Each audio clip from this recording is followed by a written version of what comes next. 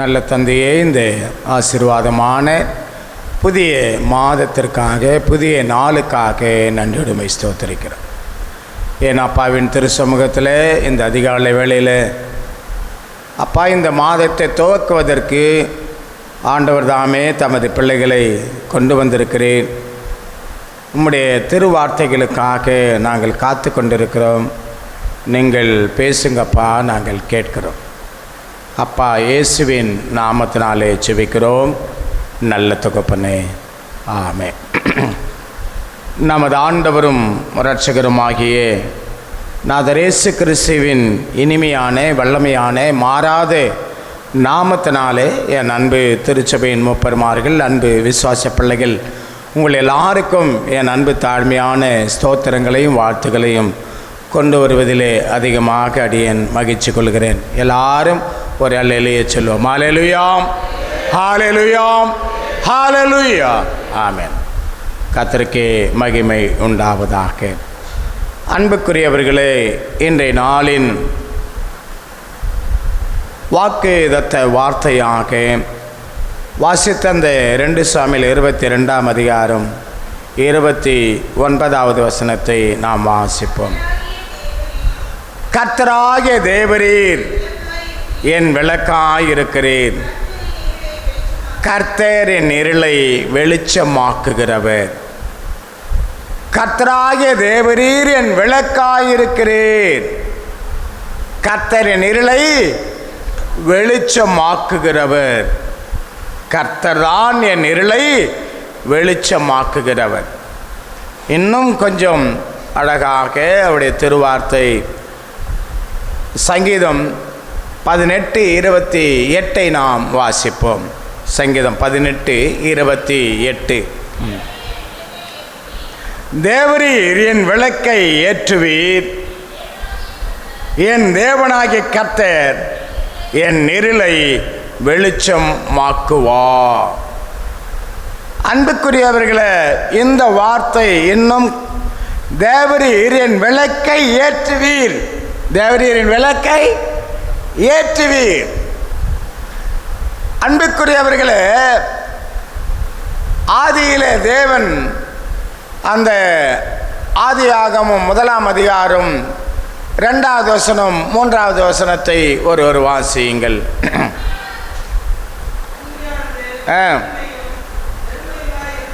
ஆமீன்.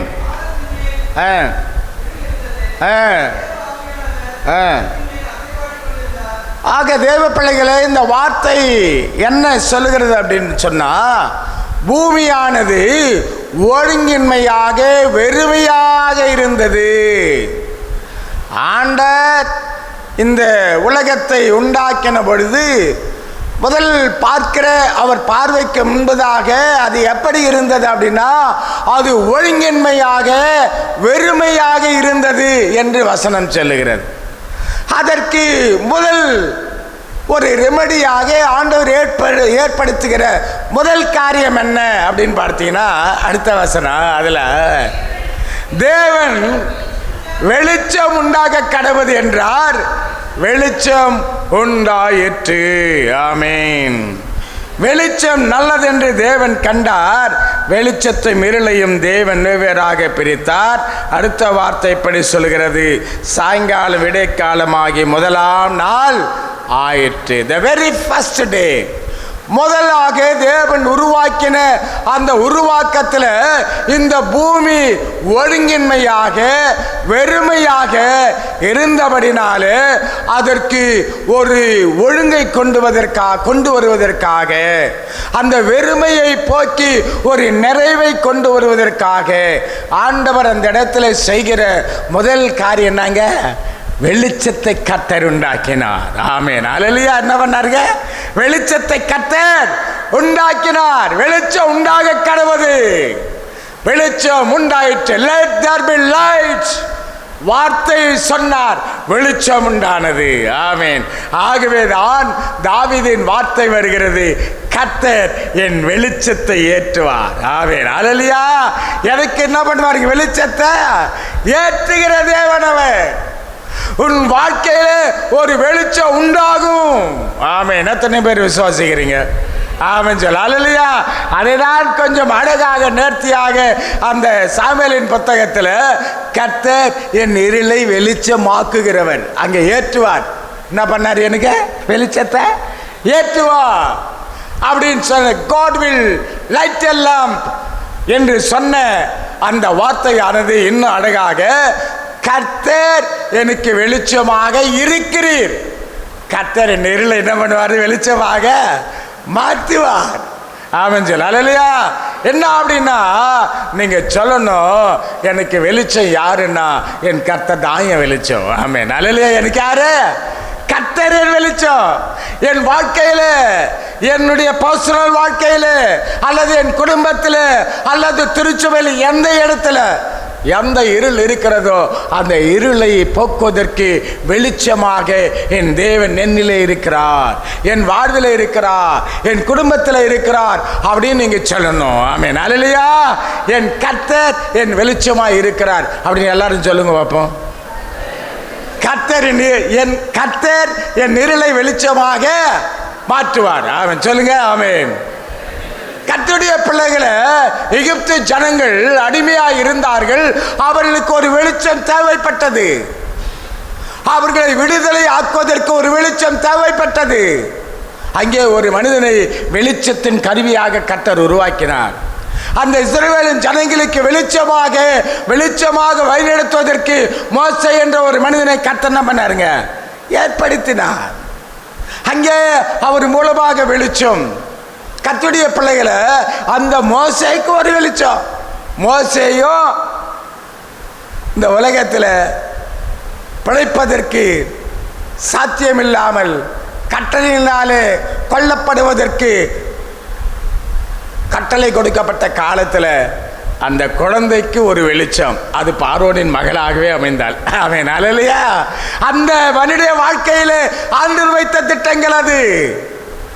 அந்த பயங்கரமான பாடுகளின் அல்லது பயத்தின் காலத்தில் ஆண்டவர் ஒரு அற்புதத்தை செய்கிறார். அந்த மகனுடைய வாழ்வில் ஒரு வெளிச்சத்தை ஆண்டவர் காண்பிக்கிறார். அன்புக்குரியவர்களே, நமது வாழ்வில் ஒரு விசேஷத்தை வெளிச்சம் பிரகாசிக்கும் என்பதில் நீ மறந்து போகாதே. ஆமென். அல்லேலூயா. ஏன் அப்படின்னா கர்த்தர் தான் என் வெளிச்சம் அப்படின்னு நீங்க கிளைம் பண்ணணும். அதுதான் முக்கியம். ஆமென். அல்லேலூயா. கர்த்தர் என் இருளை வெளிச்சமாக்குகிறவர். அவர் எனக்கு ஒரு வெளிச்சத்தை ஏற்றுவார். ஆமென். அல்லேலூயா. இந்த குடும்பத்தில் வெளிச்சத்தை ஏற்றுவதற்கு யார் இருக்கிறார்கள்? என் வாழ்விலே ஒரு வெளிச்சத்தை கொண்டு வருவதற்கு யார் இருக்கிறார்கள் என்று நினைக்கிற என் அன்பு மகனே, மகளே, ஆண்டவர் சொல்லுகிறார், நான் தான் அந்த வெளிச்சம். ஆமென். அல்லேலூயா. அவருடைய வார்த்தை தான் அந்த வெளிச்சம். ஆமென். அல்லேலூயா. ஆண்டவரே தான் அந்த வெளிச்சம். அன்புக்குரியவர்களே, பாருங்கள், அருமையான இன்னொரு காலத்தில் இஸ்ரவேலின் ஜனங்கள் மத்தியில் மிகப்பெரிய ஒரு பயங்கரம். இஸ்ரவேல் ஜனங்களை, கர்த்தருடைய பிள்ளைகளை கொல்வதற்குண்டான திட்டம் வகுக்கப்பட்டது. அது ஒரு நாளை குறித்தார்கள். அந்த நாளிலே எல்லா ஜனங்களையும் அழித்து தீர வேண்டும் என்று சொல்லி கங்கணம் கட்டி சில தீர்மானங்களை எடுத்தார்கள். ஆனால் அந்த வேளையில் கர்த்தர் ஒரு வெளிச்சத்தை என்ன பண்ணாருங்க? எழும்ப பண்ணினார். ஆமென். அல்லேலூயா. எங்கேயோ ஊர் பேர் தெரியாத ஒரு மகள் எஸ்தர். ஆமென். அல்லேலூயா. அந்த எஸ்தரை அரண்மனைக்கு கர்த்தர் கொண்டு வந்தார். அரண்மனையிலே கொண்டு வந்த நோக்கம் இந்த இருளான கட்டளையை மாற்றுவதற்கு, இந்த ஜனங்களை இந்த பாதையிலிருந்து மாற்றுவதற்கு அங்கே ஒரு வெளிச்சத்தை கர்த்தர் உருவாக்கினார். ஆமென். அல்லேலூயா. அந்த வெளிச்சம் யார் அப்படின்னா அது எஸ்தர். ஆமென். அல்லேலூயா. அந்த வெளிச்சத்தின் மூலமாக அந்த இஸ்ரவேல் ஜனங்களுக்கு மிகப்பெரிய ஒரு விடுதலை கிடைத்தது. ஆமென். அல்லேலூயா. அந்த வெளிச்சம் என்னாச்சுங்க? அந்த இருள், அந்த மரண இருள், அந்த மரண பயங்கரம் அங்கே மாற்றப்பட்டது. ஆமென். அல்லேலூயா. ஆகான் நினைத்த எல்லா தீங்குகளில் இருந்தும் தமது பிள்ளைகளை விடுதலையாக்கும்படி அங்கே ஒரு வெளிச்சத்தை கர்த்தர் ஏற்றினார். அது எஸ்தராக இருந்தது. ஆமென். அல்லேலூயா. எஸ்தராக ஆண்டவரை உருவாக்கினார். ஆமென் சொல்ல. அல்லேலூயா. ரூத்தின் வாழ்க்கையில வாழ்க்கை முடிஞ்சு போச்சு. நகோமியுடைய வாழ்க்கையில வாழ்க்கை முடிஞ்சு போச்சு. வாழ்க்கை முழுவதுமாக ஒரே இருள். கணவன் மரித்து போய்விட்டார். 2 பிள்ளைகளும் மரித்து போய்விட்டார்கள். ஒரு மருமகள் போய்விட்டாள், ஒரு மகள் இருக்கிறார். இனி எப்படி இந்த குடும்பம் எப்படி என்று சொல்லி கண்ணீரோடு கூட தவித்து கொண்டிருந்த காலத்தில் அங்கே ஒரு வெளிச்சத்தை கர்த்தர் உருவாக்கினார். அது போவாசாக மலர்ந்தது. ஆமென், அல்லேலூயா. உன் வாழ்க்கையிலே ஒரு போவாசை கர்த்தர் வைத்திருக்கிறார். கண்ணீரோடு கூட, கவலையோடு கூட, கம்பளையோடு கூட நிற்கிற என் அன்பு மகனே, மகளே, உன் வாழ்க்கையில ஒரு வெளிச்சத்தை கர்த்தர் உருவாக்குவார். அது எஸ்தராக இருக்கலாம், அது போவாசாக இருக்கலாம், அது மோசவாக இருக்கலாம், யாரோ தெமுராலாக இருக்கலாம், யாரோ ஒருவராக உன் வாழ்க்கையில கர்த்தர் என்ன பண்ணுவாருங்க? ஒரு வெளிச்சத்தை கொண்டு வருவார். என் வெளிச்சத்தை ஏற்றுவார் அப்படின்னு நீங்க தைரியமா நிக்கணும். ஆமென், அல்லேலூயா. ஆவஞ்சல், அல்லேலூயா. கரங்களை தட்டி நாம் தேவனை துதிப்போம். வார்த்தை இப்படி வருகிறது. யோபின் வார்த்தைகள் வசனத்தில் வாசிங்க. யோபு 29:3 வாசிங்க பார்ப்போம். ஆமென்.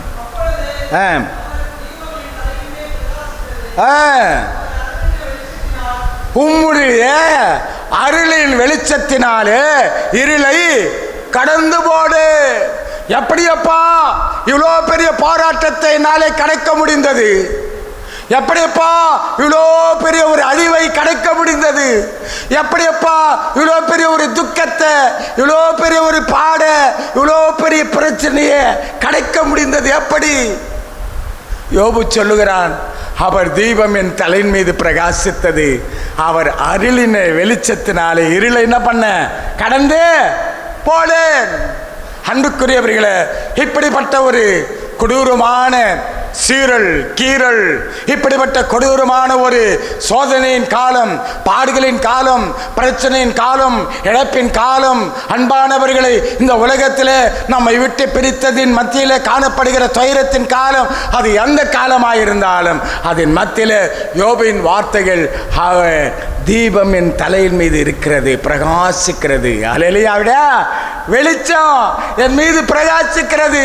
அவர் அருளின வெளிச்சத்தில் இந்த இருளை கடந்து, அன்பு பிள்ளையே, எத்தனையோ விதமான இருள் நம்முடைய வாழ்க்கையில குறிக்கிடும்.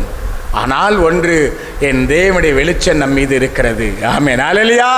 என் தேவனாகிய கர்த்தர் வெளிச்சமாக உன் மீது இருக்கிறார். ஆகவே எப்படிப்பட்ட இருளையும் you can என்ன பண்ண முடியும்? தாண்ட முடியும். ஆமென், அல்லேலூயா. அந்த இருளின் மத்தியிலே ஆண்டவர் அங்கே அந்த கர்த்தர் தமது பிள்ளைகளை கொண்டு வருகிற பொழுது, அந்த கடலின் வழியாக அந்த செங்கடலின் நடுவிலே அவர்கள் நடந்து போகிற பொழுது இருவரையும் பிரிக்கத்தக்கதான ஒரு ஸ்தம்பத்தை என்ன பண்ணாராம்? நடுவிலே வைத்தார். வார்த்தை எப்படி வருகிறது தெரியுமா? அது வேணா ஒரு வாசிங்க. யாத்திரையாகும் 10ஆம் அதிகாரத்தில் 13ஆம் அதிகாரத்தில் 21வது வசனம் வாசிங்க பார்ப்போம். 13:21.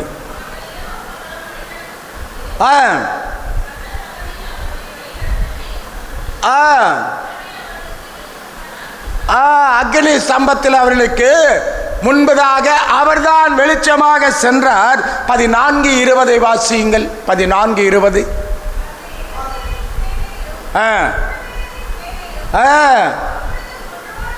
எகிப்தியரின் சேனையையும் இஸ்ரவேலின் சேனையையும் ராம் முழுவதும் ஒன்றோடொன்று சேராதபடி அவைகள் நடுவில் வந்தது. எகிப்தியருக்கு அது மேகமும் அந்தகாரமாயிருந்தது, இஸ்ரவேலருக்கோ அது இரவை வெளிச்சமாக்கிற்று. கரங்களை சத்தமாக தட்டி ஆமென்.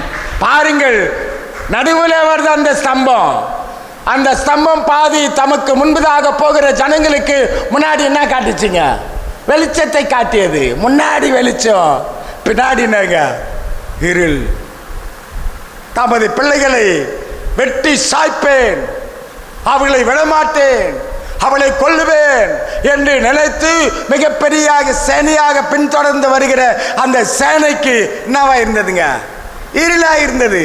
ஒரு லைட் நினைச்சு பாருங்க. அப்படியே ஆண்டவர் பாருங்க, அது பாதியில் ஒரு பெரிய மிராக்கிள், அதெல்லாம் அப்படியே பாதி என்னவா இருக்குதுங்க? முன்னோடு அவ்வளோ பிரகாசம். ஜனங்கள் இருளிலே நடக்கக்கூடாது என்பதற்காக அந்த வழியாக வெளிச்சம் பிரகாசிக்கிறது. ஆனால் பின்னாடி பார்த்தீங்கன்னா அந்த பாதி தாங்க. பாதி எப்படி இருக்குதுங்க? வெளிச்சமா இருக்குது, பாதி இருளாக இருக்குது. ஆமென். கர்த்தருடைய பிள்ளைகளுக்கு அது வெளிச்சம். கர்த்தருடைய பிள்ளைகளை எதிர்க்கிறவர்கள், கர்த்தருடைய பிள்ளைகளுக்கு பயங்கரமான அழிவை கொண்டு வருவதற்கு நினைக்கிறவர்கள், அவர்களுக்கு அது துன்மார்க்கர்களுக்கு என்னவா இருக்குதுங்க? அது இருளாயிருக்கிறது. கர்த்தர் இருளாகவும் கர்த்தர் வெளிச்சமாகவும் அந்த சம்பத்தை பாதி பாதியாக அவர் டிசைன் பண்ணி அழகாக நடத்துகிறார் பாருங்கள். ஆமென், அல்லேலூயா. அன்புக்குரியவர்களே, கர்த்தருடைய செயல்கள் அது மகத்துவமானது, அது ஆச்சரியமானது. இன்றைக்கு பாடம் என்ன அப்படின்னா, என் இருளை வெளிச்சமாக்குகிறவர் கர்த்தர். தேவரீர் என் விளக்கை ஏற்றுவீர். ஆமென், அல்லேலூயா. தேவரீர் என் விளக்கை ஏற்றுவீர். God will light. கர்த்தர் உன் வாழ்க்கையில் ஒரு வெளிச்சத்தை என்ன பண்ணுவார்? ஏற்றுவார். ஆமென், அல்லேலூயா. ஒரு வெளிச்சத்தின் பிரகாசத்தை ஆண்டவர் என்ன பண்ணுவாருங்க? ஏற்றுவார். அதை தூண்டிவிட கிண்டல் பண்ணுவார். ஆமென். கிண்டல்னா கேலி கிண்டல் இல்லை, கிண்டல்னா தூண்டுதல் அர்த்தம். ஆமென், அல்லேலூயா. ஆமென் சொல்லு, அல்லேலூயா. அன்புக்குரியவர்களே, அந்த நீதிமொழிகள் 20ஆம் அதிகாரம் 27வது வசனம்.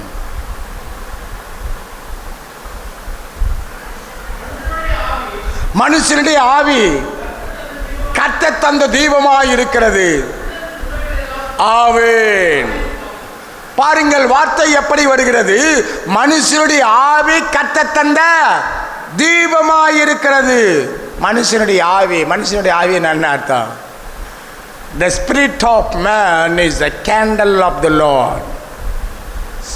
Amen. The spirit of the man is the candle of the Lord. நமக்குள்ள இருக்கிற இந்த ஆவி இருக்கிறது, மூச்சு இருக்கிறது, உயிர் மூச்சு, உயிர் காற்று. அந்த காற்று நாங்கள் ஒரு வெளிச்சம். மனுஷனுடைய ஆவி கர்த்தர் தந்த தீபம், அது வெளிச்சமாக இருக்கிறது. அந்த தீபம் இங்கே இருக்கிறதுனால தான் இது இப்படி பேசிக்கொண்டிருக்கிறது. அந்த தீபம் அங்கே இருக்கிறதுனால இங்கே உட்கார்ந்து கொண்டிருக்கிறது. அந்த தீபம் உங்களுக்குள்ளாக இருக்கிறதுனால தான் நீங்கள் கவனித்துக் கொண்டிருக்கிறீர்கள். ஆமென், அல்லேலூயா. அந்த வெளிச்சம் நமக்குள்ளாக இருக்கிறது. ஆவியாக, உயிராக அவர் வெளிச்சத்தை நம்முடைய வாழ்க்கையில் என்ன பண்ணிக்கிறாருங்க? கொடுத்திருக்கிறார். ஆமென் சொல்லு, அல்லேலூயா. அது வெளிச்சம், அது ஜீவன், அது ஒரு கிருபை. ஆமென், அது ஒரு கிருபை. ஜீவனாக வெளிச்சத்தை நமது வாழ்விலே தேவன் வைத்திருக்கிறார். இன்னுமாக நீதிமொழிகள் 6ஆம் அதிகாரம் 23வது வசனத்தை வாசியுங்கள்.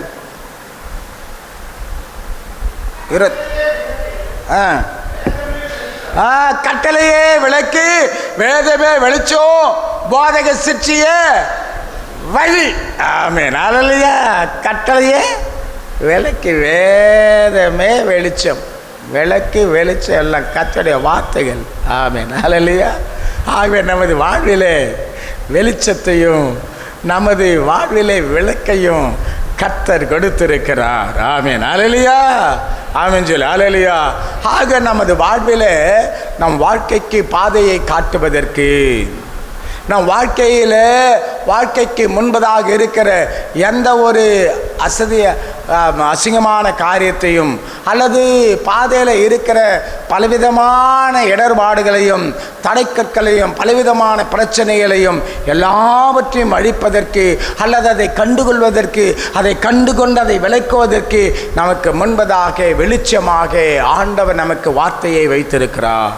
உள்ளத்திலே சரீரத்தில் ஜீவனை வைத்த தேவன் வேதத்தை கொடுத்திருக்கிறார். அதன் மூலமாக சரியான பாதையிலே நடப்பதற்கு வாழ்க்கையின் வெளிச்சமாகவே விளக்காக கட்டளையாக வசனத்தை ஆண்டவர் நம்ம என்ன பண்ணுகிறார்? நமக்கு கொடுத்திருக்கிறார். ஆகவே அந்த தாவீதின் வார்த்தைகள் இன்னும் அழகாக 36ஆம் சங்கீதம் 9வது வசனத்தை வாசிங்கள். 36:9. ஜீவ ஊற்று உம்மிடத்தில் இருக்கிறது, உம்முடைய வெளிச்சத்தில் வெளிச்சத்தை காண்கிறோம். This is the fountain of life. Fountain of ஊற்று, இந்த வாழ்க்கையின் ஊற்று, ஜீவ ஊற்று கர்த்தராகவே இருக்கிறார். அவர் வெளிச்சத்தில் நாம் என்ன பண்ணுறோம்? வெளிச்சத்தை காண்கிறோம். அவருடைய வெளிச்சத்தில், அவருடைய வெளிச்சத்தில் நாம் வெளிச்சத்தை காண்கிறோம். 97ஆம் சங்கீதம் 11வது வசனம். 97:11.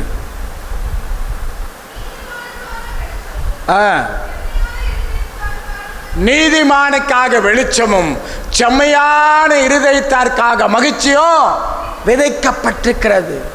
கர்த்தருடைய பிள்ளைகளுக்காக, பரிசுத்த கூட்டத்திற்காக, கர்த்தர் தமது பிள்ளைகளுக்காக, நீதிமான் என்ற ஒரு கூட்டத்திற்காக அவர் வெளிச்சத்தை வைத்திருக்கிறார். செம்மையான இருதயத்தாருக்கு மகிழ்ச்சி என்ன பண்ணியிருக்கிறாருங்க? விதைத்திருக்கிறார். ஆமென், அல்லேலூயா. இன்னொரு அழகான வார்த்தை சங்கீதம் 139 11வது வார்த்தை.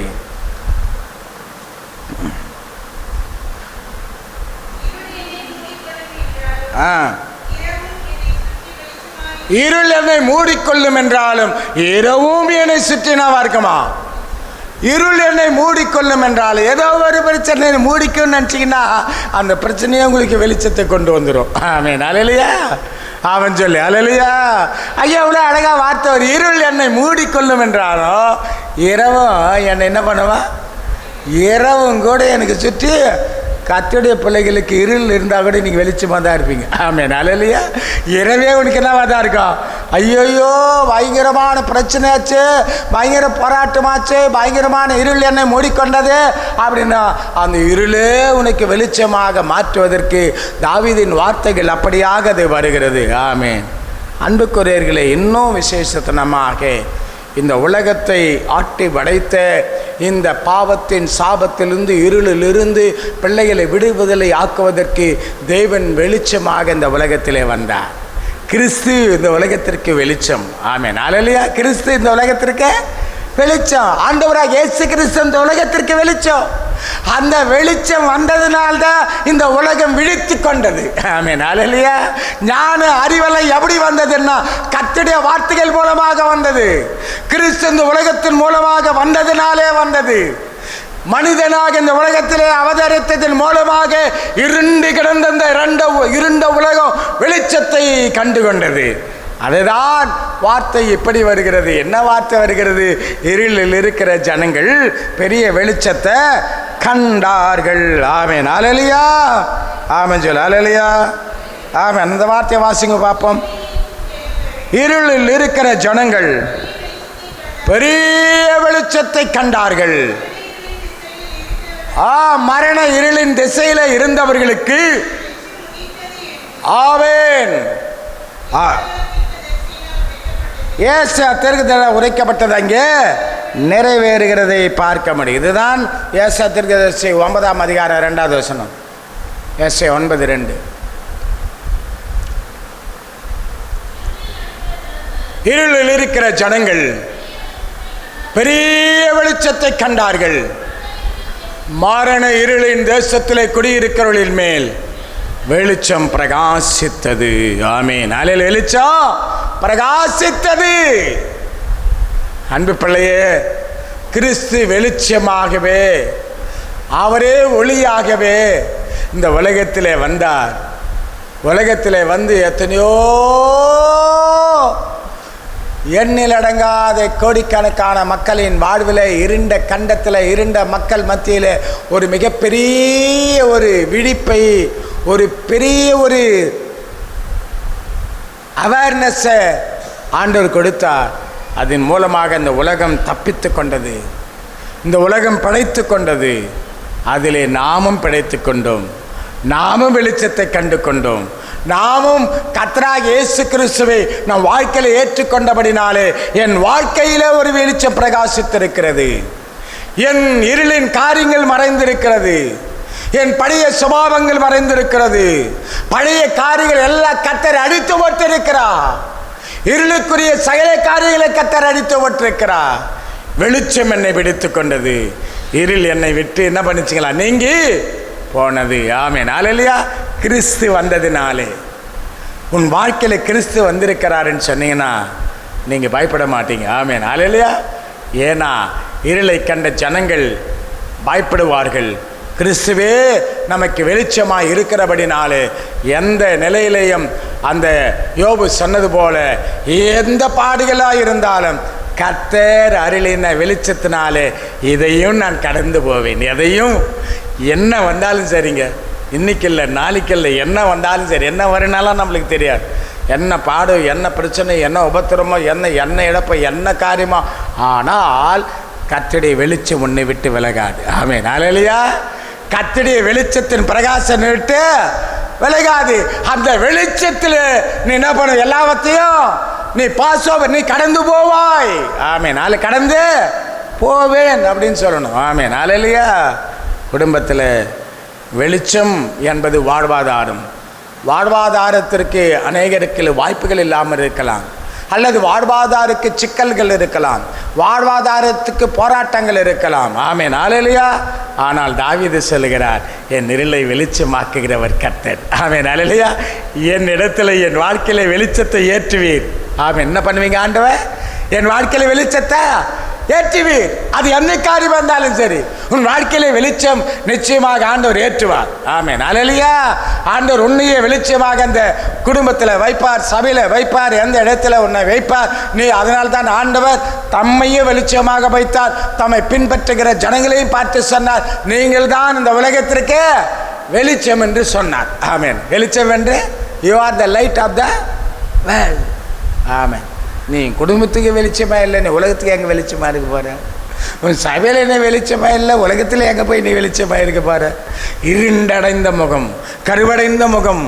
கர்த்தருடைய பிள்ளைகளை வெளிச்சம் உன் வாழ்க்கையில் வரும் என்று சொன்னால், கர்த்தர் அருளுகிற பிரகாசம் உன் வாழ்க்கையில் வரும் என்று சொன்னால், உன் வாழ்க்கையானது ஒரு விசேஷித்த மகிழ்ச்சியாக இருக்கும்.